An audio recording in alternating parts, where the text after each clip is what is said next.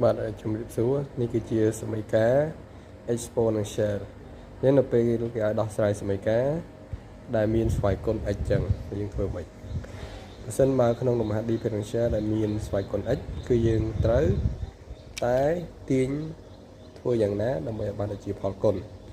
hay xoay con x những cứ dương tiêu dạng viên nào mà đồng lấy dương mưa đồng hạt bảo dưỡng bay xoay con x nhưng mà anhจะ xây bắt bay xoay con x còn tai bay xoay con x bộ mùi nhưng mà anhจะ xây bán hạ bay xoay con x con sự người bay xoay con mùi ở dương dùng tamรูปมน a xoay con ấn bột ẩm cứ mà a xoay con ấn con chỉ mùi nâng a xoay con ẩmนี่มันថា3នេះគឺជា a x គឺជា n 1គឺជា m ស្មើនឹង16អង្គទី1គឺនៅមុខអង្គទី1នេះឬក៏នៅខាងក្រោយគឺវាមានលេខ1វាដាក់ថា1គុណនឹង3សេកុន x គឺនៅតែ3សេកុននឹងដែរអញ្ចឹងនេះក៏មាន3សេកុន x ហើយនេះក៏មាន3សេកុន x ខ្ញុំទាញ3សេកុន x ជាកតា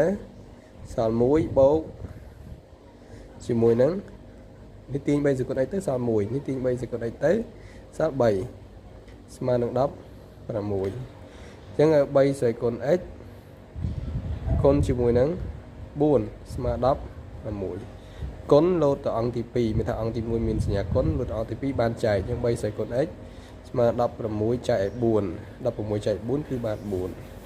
ចឹង3សេកុន x ស្មើ4ធ្វើមិន3សេកុន x ស្មើ4គឺយើងមានរូបមន្តមួយ a ស្វ័យកុន n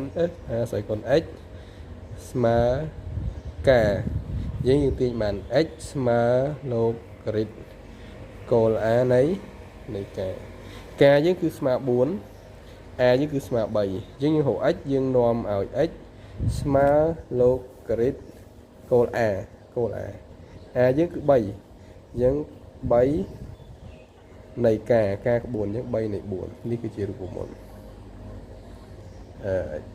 លោករីតហើយយើងធ្វើការដោះស្រាយនៅក្នុងសមីការ exponential បាទអរគុណសូមជម្រាបលា